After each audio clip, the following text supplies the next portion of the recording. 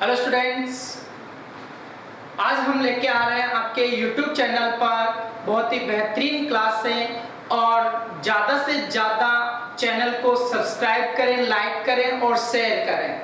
आज के सेशन में अपन बात करते हैं केमिस्ट्री में फर्स्ट लेंगे आप ऑर्गेनिक केमिस्ट्री को। ठीक है बेटा, तो देखिएगा फर्स्ट स्टार्ट करते हैं ऑर्गेनिक केमिस्ट्री।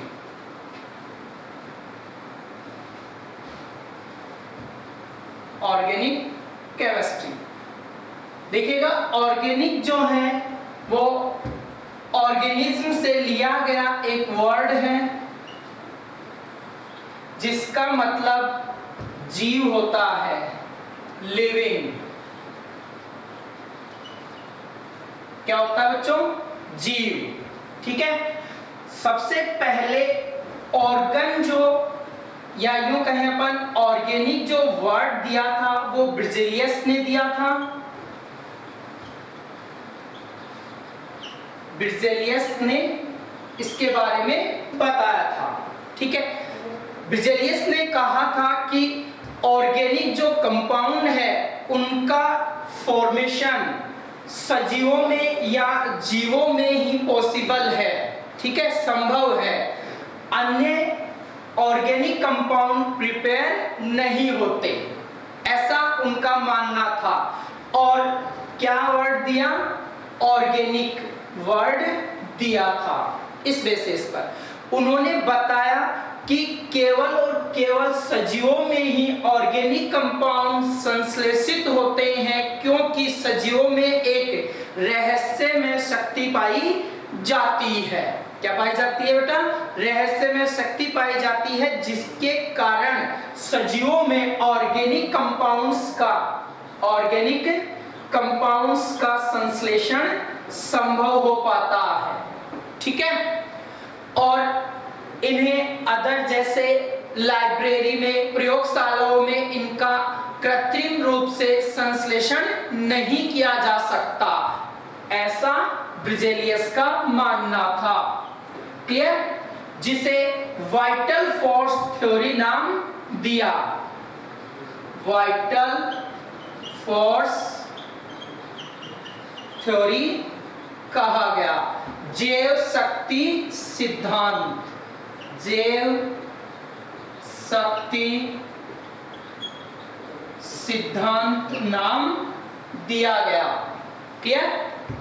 तो अपन कह सकते हैं कि वाइटल फोर्स जो थ्योरी है आपके, ये बिर्जेलियस द्वारा बताई गई और इसके अंतर्गत कहा गया कि कार्बनिक यौगिकों का संश्लेषण जो है वो सजीवों के शरीर में होता है।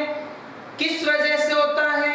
क्योंकि वहां पर कोई वाइटल फोर्स वर्क कर रहा होता है या एक रहस्यमय शक्ति होती है, जिसे जैव शक्ति कहा गया। और इस आधार पर सिद्धांत को क्या कह दिया गया? वाइटल फोर्स थ्योरी, जैव शक्ति सिद्धांत कह दिया गया। ठीक है, इसके बाद जैसे अपन बात करते हैं कि जैव शक्ति सिद्धांत बिर्जेलियस द्वारा बताई गई और ये कुछ समय बाद अमान्य घोषित कर दी गई। सबसे पहले कृत्रिम रूप से वॉहलर ने ऑर्गेनिक कंपाउंड का संश्लेषण किया। ठीक है, प्रयोगशाला में 2 अकार्बनिक यौगिक लिए और उनको उच्च ताप पर गर्म कर देखा, तो उत्पाद के रूप में कुछ कार्बनिक यौगिक प्राप्त हुआ। जैसे वॉहलर संश्लेषण की बात करते हैं। सबसे पहले कृत्रिम रूप से कार्बनिक यौगिक का जो निर्माण किया वो कौन से वैज्ञानिक थे? वॉहलर। क्लियर? इन्होंने क्या किया? प्रयोगशाला में अमोनियम सल्फेट और पोटेशियम साइनेट को पोटेशियम साइनेट को यहां पर इसने काम में लिया और अपन कह सकते हैं यहां KCNO पोटेशियम साइनेट के 2 मोल लिए, जिससे उच्च ताप पर पोटेशियम सल्फेट और अमोनियम साइनेट का संश्लेषण हुआ। ये क्या है बच्चों? अमोनियम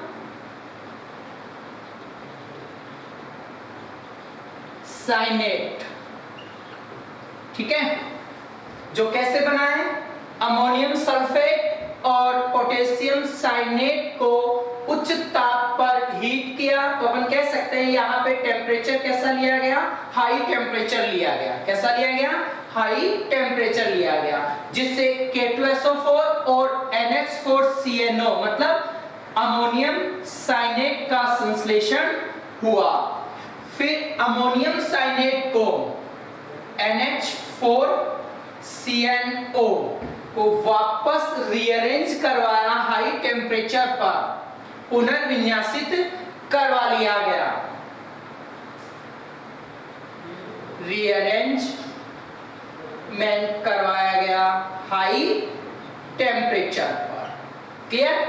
जिससे इसमें दोनों नाइट्रोजन जो है दो हाइड्रोजन के साथ और कार्बन ऑक्सीजन के साथ डबल बॉन्ड द्वारा जुड़ जाता है और यौगिक बनता है आपके यूरिया। इसे क्या कहा? यूरिया कहा। ठीक है, और ये पहला कार्बनिक यौगिक है। क्या है? First organic compound. क्या है बच्चों? फर्स्ट ऑर्गेनिक कंपाउंड है। ठीक है, इस प्रकार वोहलर संश्लेषण के पश्चात बेrzelius की वाइटल फोर्स थ्योरी, जैव शक्ति सिद्धांत का अंत हुआ। ठीक है, या उसको नकारा गया। क्लियर? इसके बाद बहुत सारे वैज्ञानिकों ने कृत्रिम रूप से प्रयोगशाला में कार्बनिक यौगिकों का संश्लेषण किया। ठीक है, जैसे ब्रेथलॉट ने मेथेन के बारे में बताया। ठीक है, कोल्बे ने एसिटिक एसिड के बारे में बताया। अदर कार्बनिक यौगिक जैसे बर्थलॉट नामक वैज्ञानिक ने सबसे पहले मेथेन को संश्लेषित किया, फिर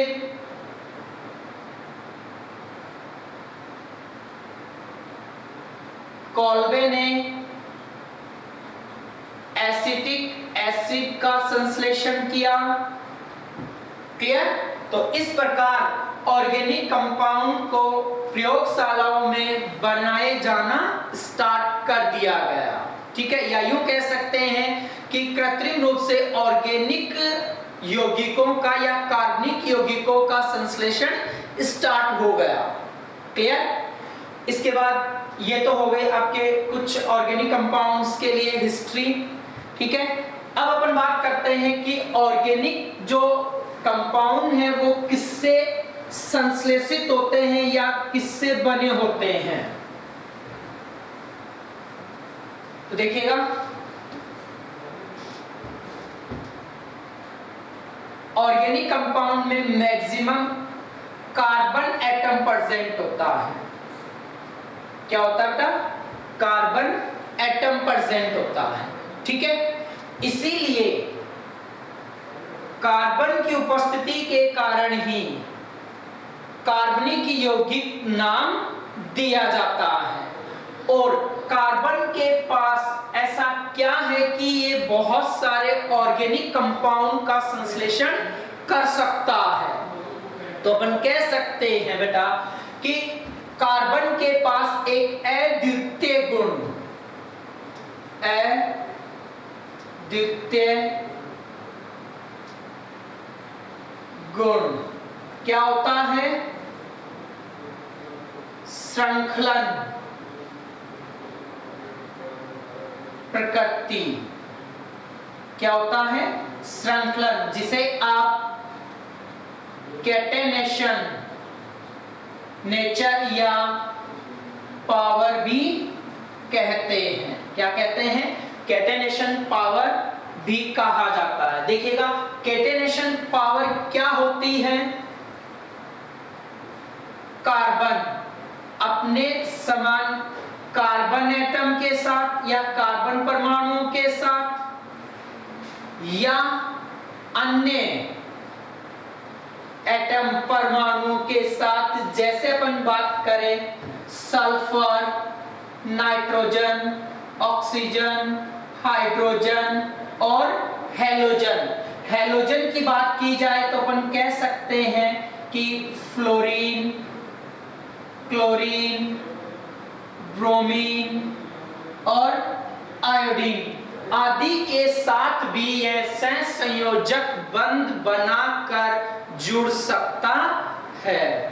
ठीक है, तो अपन कहेंगे कि कार्बन में एक श्रृंखलन का गुण पाया जाता है। श्रृंखलन गुण क्या होता है? तो अपन कहेंगे श्रृंखलन गुण कार्बन का एक अद्वितीय लक्षण है, एक यूनिक कैरेक्टर है, जिसमें कार्बन के साथ सहसंयोजक बंध बना सकता है और अन्य एटम, अन्य परमाणुओं के साथ जैसे सल्फर, नाइट्रोजन, ऑक्सीजन, हाइड्रोजन और हैलोजन जैसे फ्लोरीन, क्लोरीन, ब्रोमीन और आयोडीन के साथ भी सहसंयोजक बंध द्वारा जुड़ सकता है और एक बड़ी कार्बनिक यौगिक की संरचना का निर्माण कर सकता है। ठीक है, ओके।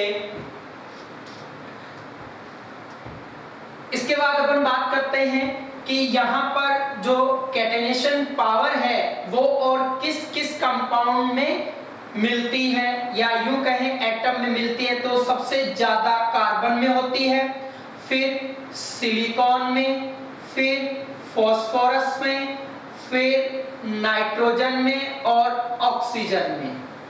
ये कैटेनेशन पावर ऑर्डर हो जाता है। तो आपको ध्यान होना चाहिए सबसे ज्यादा श्रृंखलन कैरेक्टर या श्रृंखलन गुण किसमें उपस्थित होता है? कार्बन में। उसके बाद सिलिकॉन, फास्फोरस में ऑलमोस्ट सेम से कैरेक्टर होते हैं, फिर नाइट्रोजन में और फिर ऑक्सीजन में। ठीक है, उसके बाद अदर एलिमेंट आ जाते हैं, वो ज्यादा श्रृंखलन गुण प्रदर्शित नहीं करते बेटा। ठीक है, तो अपन कह सकते हैं यहाँ पर कार्बन के लिए तो एक अद्वितीय प्रकृति पाई जाने के कारण कार्बन ही एक ऐसा परमाणु है पूरी आवर्त सारणी में जो बहुत सारे कार्बनिक यौगिकों का निर्माण करता है और बहुत सारे कार्बनिक यौगिकों को कृत्रिम रूप से संश्लेषित कर लिया गया है। इसलिए कार्बन के यौगिकों को एक अलग ब्रांच में स्टडी किया जाता है जिसे कार्बनिक रसायन कहा जाता है। क्लियर बेटा? ओके। नेक्स्ट अपन बात करते हैं कार्बन की संयोजकता की।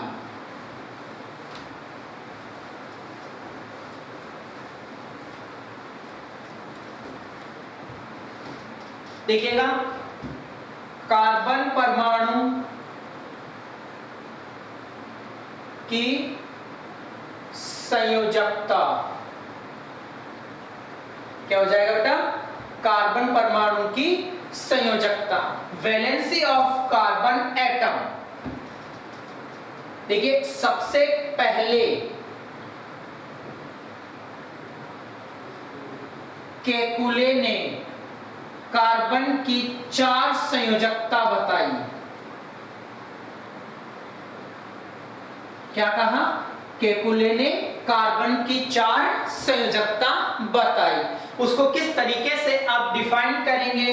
तो देखिएगा कार्बन का एटॉमिक नंबर होता है 6, इसका परमाणु जो क्रमांक है वही उसकी संख्या हो जाती है। ठीक है, या यूं कह सकते हैं एटॉमिक नंबर हो जाता है। अब देखिएगा इसका विन्यास आप कैसे लिखेंगे, इलेक्ट्रॉनिक विन्यास 1s2 2s2 2p2 2p2।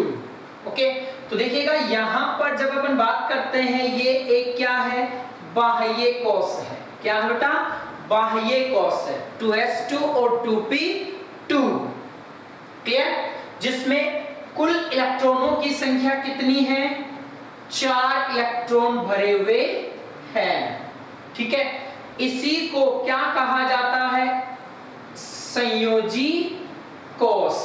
क्या कहा जाता है, संयोजी कोश कहा जाता है। क्लियर, इसके बाद जब अपन बात करते हैं कि वास्तव में संयोजी कोश में उपस्थित इलेक्ट्रॉनों को संयोजी इलेक्ट्रॉन कह सकते हैं। बिल्कुल, ये इलेक्ट्रॉन क्या कहलाएंगे, संयोजी इलेक्ट्रॉन कहलाएंगे। क्या कहलाएंगे बेटा, संयोजी इलेक्ट्रॉन कहलाते हैं। क्लियर, अब देखो संयोजी इलेक्ट्रॉन क्या होते हैं, ऐसे इलेक्ट्रॉन या यूं कहें परमाणु के बाह्यतम कोश में उपस्थित इलेक्ट्रॉन जो अन्य परमाणुओं के साथ सहसंयोजक बंध बनाने की क्षमता रखते हैं। क्या कहलाते हैं बेटा, संयोजी इलेक्ट्रॉन कहलाते हैं। ठीक है, तो 4 इलेक्ट्रॉन कार्बन के पास संयोजी इलेक्ट्रॉन के रूप में है, अर्थात अब अपन कह सकते हैं कि यह अधिकतम कितने बंधों का निर्माण कर सकता है, 4 बंध बना सकता है। कितने बंधों का निर्माण कर सकता है, 4 बंधों का निर्माण कर सकता है। ठीक है, अतः अब अपन कह सकते हैं इसकी संयोजकता क्या हो जाएगी, 4। संयोजी इलेक्ट्रॉनों की संख्या को ही क्या कहा जाता है, संयोजकता कहा जाता है बेटा। क्लियर, अब देखिएगा इसमें कैकुले ने इसको 4 संयोजी या चतुर्संयोजी कह दिया, तो अब अपन इसकी चतुर्संयोजी संरचना की बात कर लें। तो देखिएगा चतुर्संयोजी tetravalency, tetravalency of carbon atom, चतुर्संयोजकता, कार्बन परमाणु की चतुर्संयोजकता। 4 संयोजी इलेक्ट्रॉन होने की वजह से 4 बंध बनाएगा और बंधों की संख्या या इलेक्ट्रॉनों की संख्या इसकी क्या कहलाती है, संयोजकता कहलाती है। ठीक है, अतः अब हम देख सकते हैं कि यहां पर 4 हाइड्रोजन प्लस 1 कार्बन परमाणु क्या बना सकता है, CH4, जिसे क्या कहा जाता है, मीथेन।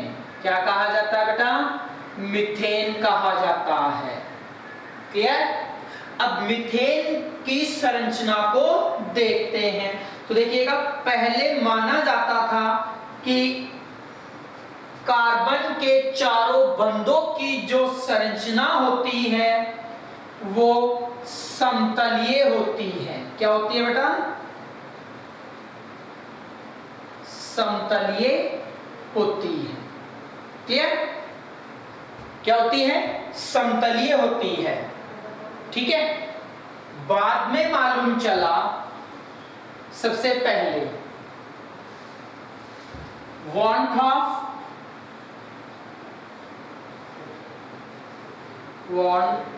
of and लीबेल, 2 साइंटिस्ट थे। इन्होंने कार्बन के चारों बंधों की जो 3D स्ट्रक्चर है, त्रिविमीय संरचना का व्याख्यान किया। तो अपन कह सकते हैं वॉन्टॉफ और लीबेल ने बताया कि कार्बन के चारों बंधों की संरचना समतलीय ना होकर कैसी होती है, चतुष्फलकीय होती है। कैसी होती है? चतुष्फलकीय, टेट्राहेड्रल। कैसी होती है बेटा? टेट्राहेड्रल स्ट्रक्चर होती है। ये किसने बताया? वॉन हॉफ और लीबेल नामक वैज्ञानिकों ने इसको बताया। और कार्बन की चारों संयोजकताओं को त्रिविम में दर्शाने के लिए सबसे पहला कार्बनिक रसायन या रसायन विज्ञान का नोबेल प्राइज जो है, नोबेल पुरस्कार, वो वॉन हॉफ को 1900 में मिला था। पहला रसायन के क्षेत्र में नोबेल पुरस्कार दिया गया।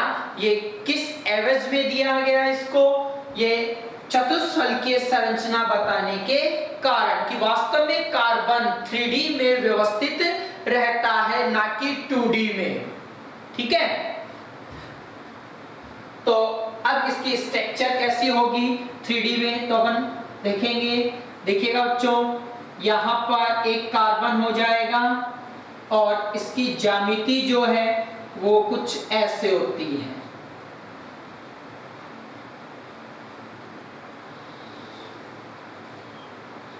क्लियर? इनमें बॉन्ड एंगल जो होगा वो हो जाता है 109 मिनट 28 डिग्री। ठीक है, बॉन्ड एंगल क्या मिलता है यहां पर? 109 मिनट 28 डिग्री, या यूं कह सकते हैं 109-28 डिग्री। ठीक है, ये इसका बॉन्ड एंगल हो जाता है। क्लियर? प्रत्येक कार्बन हाइड्रोजन बंध के बीच जो एंगल होगा वो आपके 109 मिनट 28 डिग्री मिलेगा। क्लियर? ठीक है, तो यहां पर ये कौन सी स्ट्रक्चर हो जाएगी? टेट्राहेड्रल, चतुष्फलकीय संरचना हो जाएगी। क्या हो जाएगी बेटा? चतुष्फलकीय संरचना। ठीक है, तो ये तो बेसिक इंट्रोडक्शन होता है कार्बन को लेके, कार्बनिक कंपाउंड किस तरीके से निर्मित होते हैं, और कुछ साइंटिस्ट द्वारा कुछ बातें बताई गई हैं, उसके संदर्भ में अपन ने ये पॉइंट डिस्कस किए हैं। तो इनको अच्छे से ध्यान रखिएगा सभी बच्चे। ठीक है, नेक्स्ट अपन बात करते हैं, केकुले ने 4 संयोजकता बताई तथा 4 प्रकार के यौगिक निर्मित होते हैं, ऐसा इसने बताया। तो उनके अकॉर्डिंग कुछ कंपाउंड्स को अपन डिस्कस कर लेते हैं, और यहां से काफी बार क्वेश्चन पूछ लिया जाता है। ठीक है, तो देखिएगा बेटा, केकुले के अनुसार, केकुले के अनुसार कार्बन एटम की 4 संयोजकता होती है। क्या होता है? 4 संयोजकता होती है। अतः ये 4 प्रकार के यौगिकों का निर्माण करता है। 4 प्रकार के यौगिकों का निर्माण करता है। क्लियर? देखो, 4 प्रकार के यौगिक किस तरीके से, क्योंकि इसकी 4 वैलेंसी बताई गई है। अब चारों वैलेंसी किस किस टाइप से कार्बन के साथ जुड़ी रहेंगी, ठीक है, और अन्य परमाणुओं के साथ जुड़ेंगी, उस आधार पर 4 प्रकार के कंपाउंड ये निर्मित करता है। तो देखिएगा,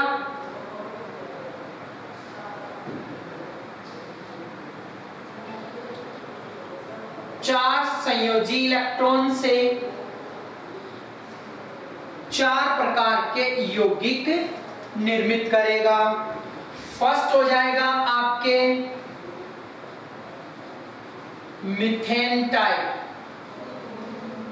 मीथेन प्रकार के, क्या हो जाएगा? मीथेन टाइप, मीथेन प्रकार के। इसमें देखिएगा कार्बन जो है वो एकल बंध द्वारा जुड़ेगा। चारों के चारों क्या होंगे? 4 एकल बंध उपस्थित होते हैं। क्या होते हैं बेटा? 4 एकल बंध उपस्थित होंगे। क्लियर? दूसरा होता है आपके इथाइलिन। क्या हो जाता है?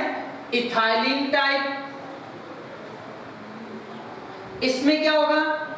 कार्बन में 2 एकल बंध और 1 द्विबंध मिलता है। 2 एकल बंध और 1 द्विबंध पाया जाता है। क्या मिलेगा? 2 एकल बंध देखेगा और 1 द्विबंध उपस्थित रहता है। ठीक है? इसके बाद नेक्स्ट जो आता है वो आता है एसिटाइलिन। Acetylene type. इसमें क्या होगा? 1 एकल बंध और 1 त्रिबंध उपस्थित होगा। क्या होगा? 1 एकल बंध और 1 त्रिबंध उपस्थित होता है बेटा। तो अपन कहेंगे 1 एकल बंध और 1 त्रिबंध उपस्थित रहेगा। फिर 4 आता है आपके यहां पर एलीन। एलीन टाइप। क्या हो जाएगा बेटा? एलीन टाइप। एलीन टाइप क्या होता है? तो देखिएगा इसमें एक ही कार्बन पर 2 डबल बॉन्ड प्रदर्शित होंगे या 2 द्विबंध जुड़े हुए होते हैं। ठीक है? देखिएगा 2 द्विबंध उपस्थित होंगे। कितने बंध होंगे? 2 द्विबंध। ठीक है? तो देखो कितने प्रकार के यौगिकों का निर्माण हुआ 4 संयोजकता होने के कारण। मीथेन टाइप, चारों के चारों एकल बंध उपस्थित होते हैं कंपाउंड के कार्बन परमाणु पर। ठीक है? Ethylene type. इथाइलिन टाइप में क्या होगा बेटा?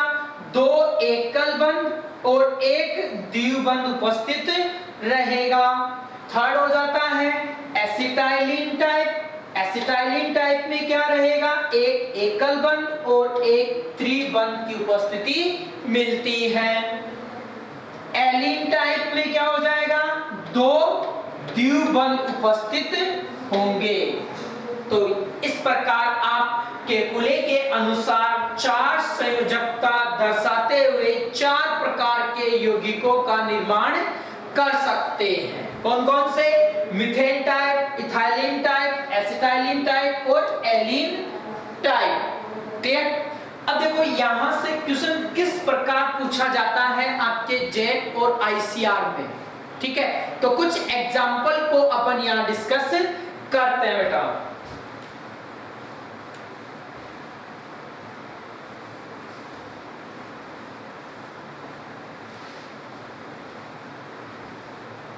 देखिएगा कुछ एग्जाम्पल ले लेते हैं अपन। First CH4। CH4 में आपको बताना है methane type, ethane type, acetylene type और एलीन टाइप। ठीक है? कंपाउंड का नाम बताना है। तो देखिएगा मीथेन को आप इस तरीके से ड्रॉ कर सकते हैं। केवल एक ही कार्बन है और चारों एकल बंध उपस्थित हैं, तो ये M टाइप। मीथेन को अपन यहाँ M से रिप्रेजेंट करेंगे। तो इसमें क्या होगा बेटा? एक मीथेन टाइप होगा। क्या इथाइलिन टाइप, एसिटाइलिन टाइप और एलीन टाइप है? नहीं, इसमें कोई भी अदर टाइप नहीं होता। नेक्स्ट एग्जांपल देखिएगा CH3 CH double bond CH2। इसको आप इस तरीके से ड्रॉ कर सकते हैं बेटा।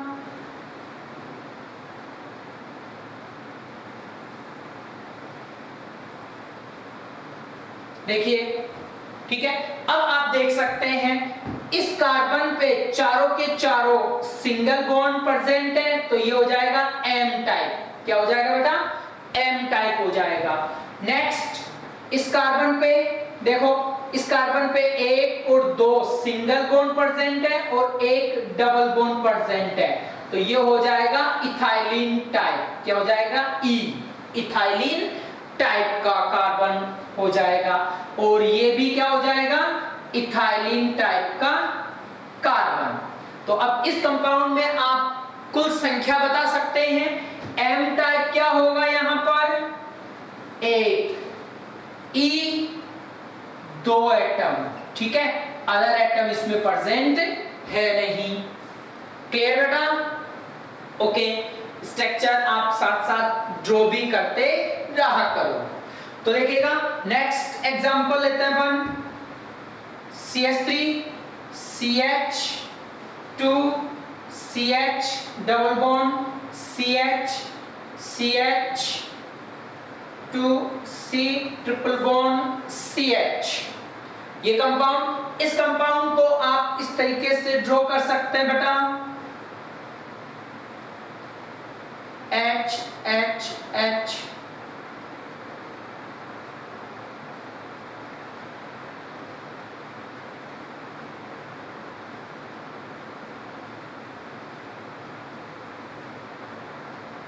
ये देखो, इस तरीके से इसका स्ट्रक्चर आप बता सकते हैं, ठीक है।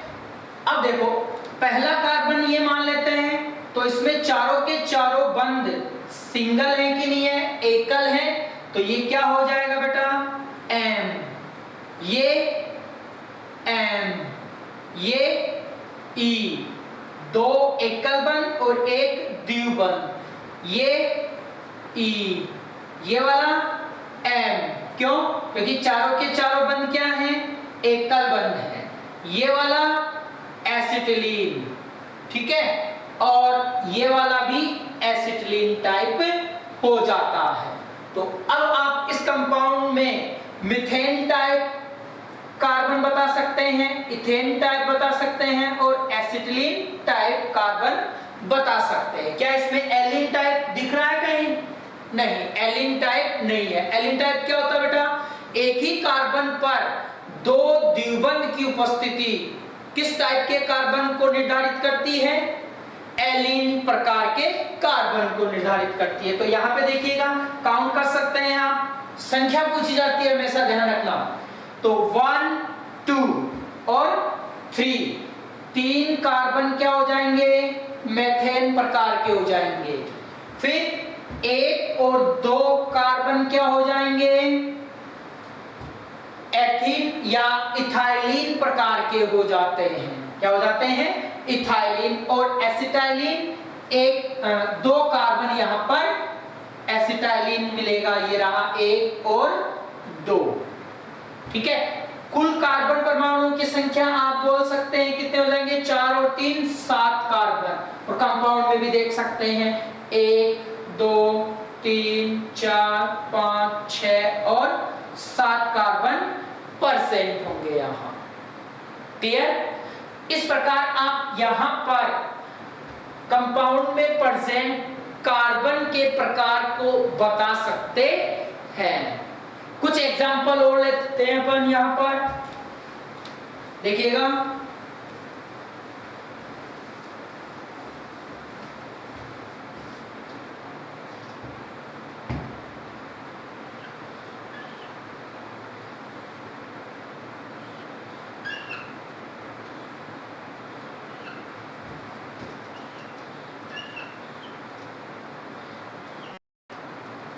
ठीक है, इनमें आपको कार्बन टाइप बताना है। तो देखिएगा, ये CH3 को रिप्रेजेंट करेगा, तो यहां पर मीथेन, यहां CH2।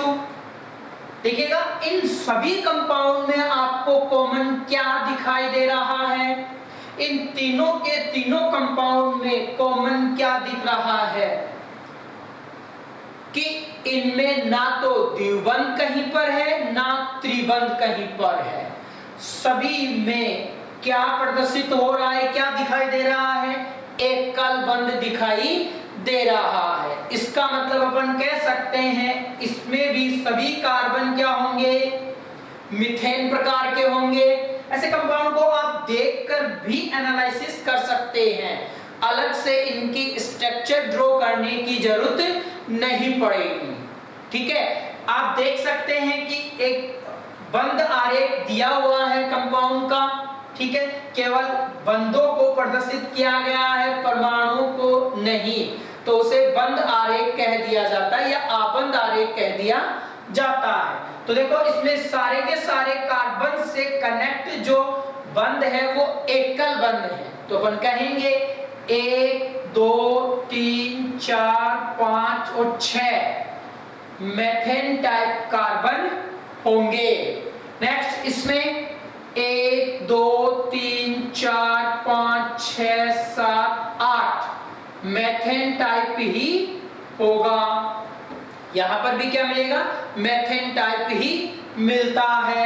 और इसमें भी 1 2 3 4 5 6 और 7 मेथेन टाइप 7 कार्बन मिलेंगे। अन्य कार्बन का प्रकार यहां उपस्थित नहीं होगा बेटा।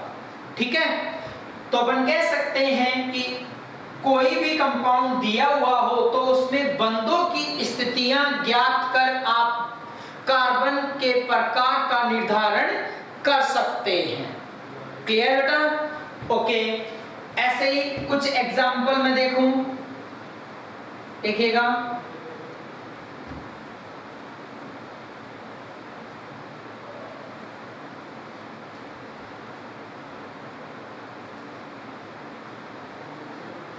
इनमें बताइएगा, तो देखो यहां पर एकल बंध है, बट इस कार्बन पे इस कार्बन पे इस कार्बन पे और इस कार्बन पे द्विबंध उपस्थित है।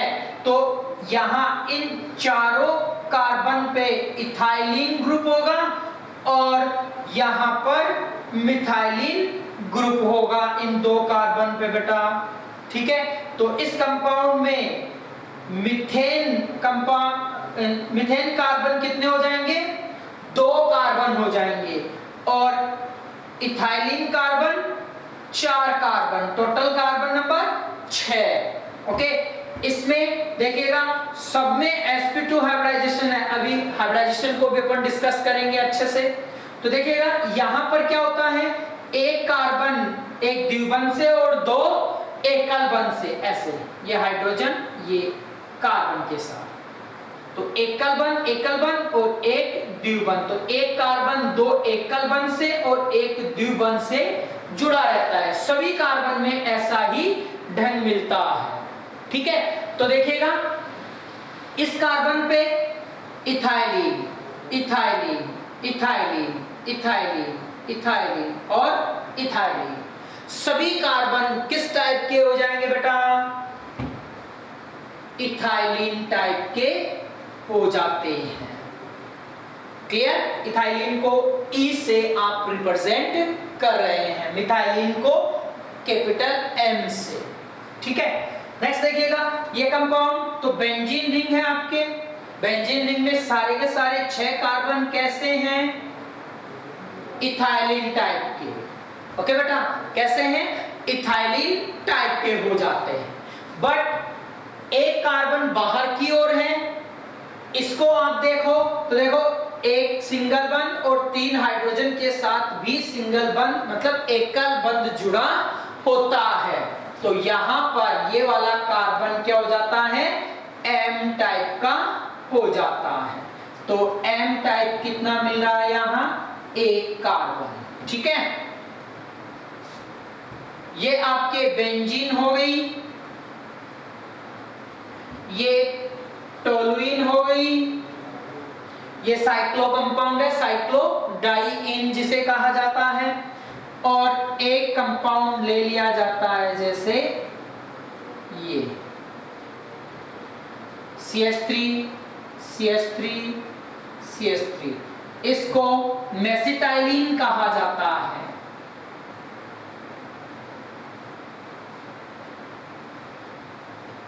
मेसिटाइलिन।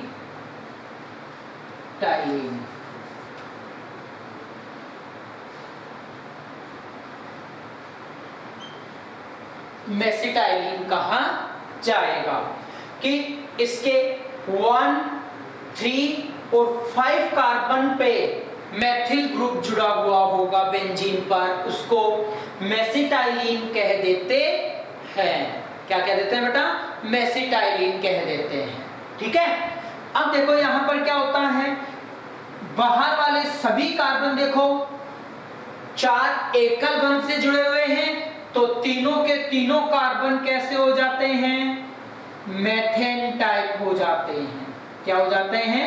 Methane type. और बेंजीन का प्रत्येक कार्बन द्विबंध से जुड़ा हुआ है, तो ये क्या हो जाएगा बेटा? एथिलीन टाइप का हो जाता है। तो टोटल कार्बन कितने हो गए इसमें? 9, और आप काउंट कर सकते हैं 6 और 3 9 कार्बन प्रेजेंट होंगे। ठीक है, तो इस तरीके से आप यहां पर बॉन्ड टाइप या यूं कह सकते हैं अपन कि कार्बन का प्रकार बता सकते हैं। क्लियर? ये तो होता है आपके 4 संयोजकता के आधार पर 4 यौगिकों का निर्माण। इसमें एक एग्जांपल और डिस्कस कर लेते हैं, देखो, जिसमें एलीन भी मेंशन कर देते हैं।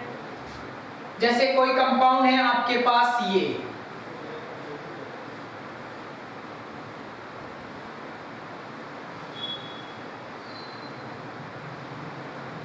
ठीक है, तो देखो अब यहां पर क्या बात आएगी? एम टाइप का हो जाएगा क्योंकि सिंगल बॉन्ड है। ये वाला कार्बन ई टाइप का हो जाएगा, ये वाला कार्बन ई टाइप का हो जाएगा, ये वाला कार्बन ई टाइप का, ये वाला कार्बन बताइए जरा। तो देखो इस कार्बन से 2 डबल बॉन्ड अटैच हैं। क्या है? 2 डबल बॉन्ड अटैच हैं, तो ये क्या हो जाएगा? एलीन टाइप का हो जाता है। कैसा हो जाता है बेटा? एलीन प्रकार का हो जाता है। और ये ई प्रकार का, ये एम प्रकार का, ये एम प्रकार का, और ये एसिटाइलिन प्रकार का, और ये भी एसिटाइलिन प्रकार का। ठीक है, अब देखो एलीन और एसिटाइलिन को डिफाइन करने के लिए सिंबल आप ले सकते हैं। एसिटाइलिन को कैपिटल ए से डिफाइन करते हैं और एलीन को स्मॉल ए से डिफाइन किया जाता है या डिनोट किया जाता है, दर्शाया जाता है। ठीक है, तो एसिटाइलिन को ए से, कैपिटल ए से व्यक्त करते हैं और एलीन को स्मॉल ए से व्यक्त किया जाता है बेटा। क्लियर? ओके, तो आप यहां पर अब काउंट कर सकते हैं कि एम टाइप कितने हो गए? तो 1, 2 और 3 कार्बन एम टाइप मिलेंगे आपके यहां। ठीक है, और ई टाइप 1, 2, 3, 4 कार्बन ई टाइप के हो जाएंगे। कैपिटल ए टाइप के 2 कार्बन हैं, 1 और 2 कार्बन। एलीन टाइप केवल एक ही मिलेगा, 1 कार्बन। तो ऐसे आप क्या निर्धारण कर सकते हैं? इन कार्बन के प्रकारों का निर्धारण कर सकते हैं बेटा। ठीक है, नेक्स्ट अपन डिस्कस करते हैं कार्बन और हाइड्रोजन परमाणु की डिग्री। ठीक है,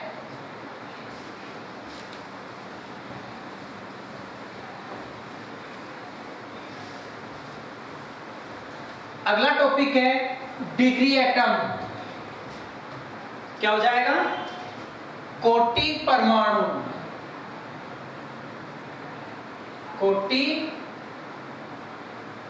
परमाणु या कह सकते हैं डिग्री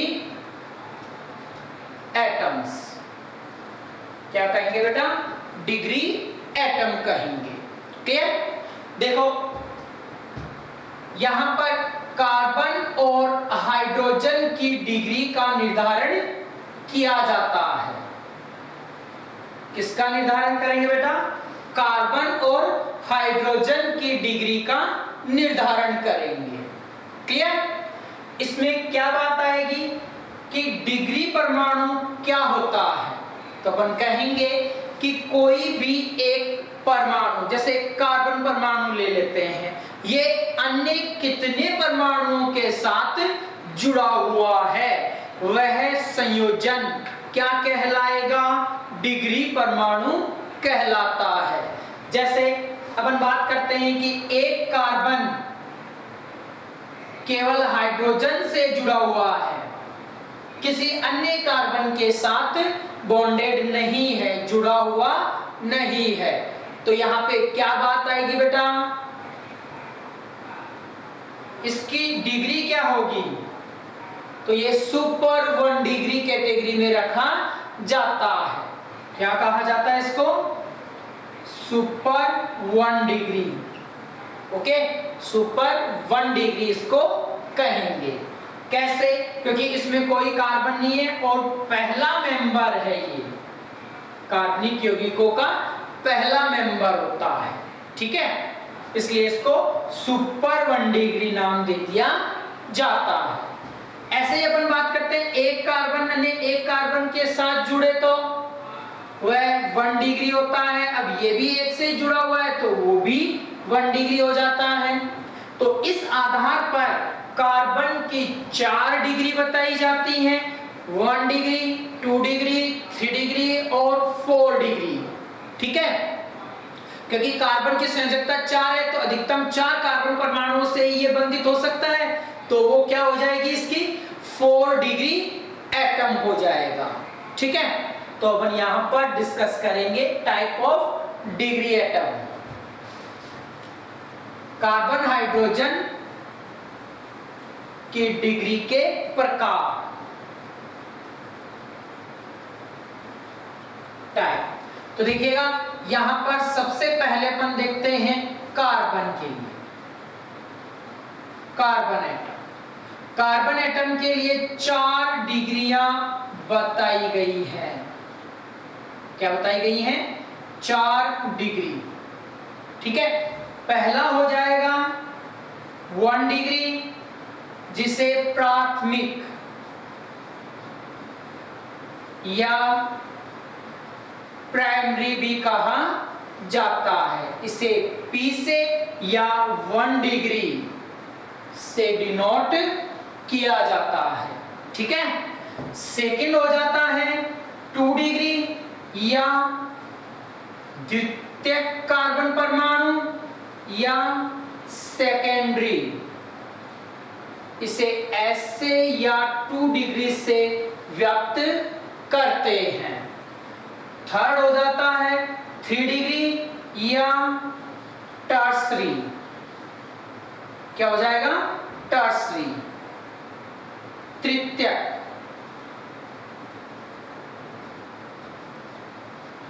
तृतीयक, इसको T से या 3 डिग्री से व्यक्त किया जाता है। नेक्स्ट हो जाता है आपके 4 डिग्री क्वैटेनरी। क्वैटेनरी जिसे चतुष्क,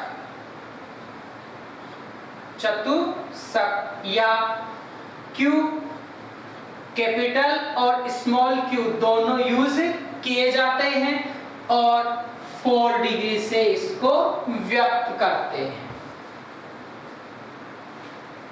ठीक है, तो इनको एक एक करके अपन नेक्स्ट सेशन में डिस्कस करते हैं बेटा। Thank you.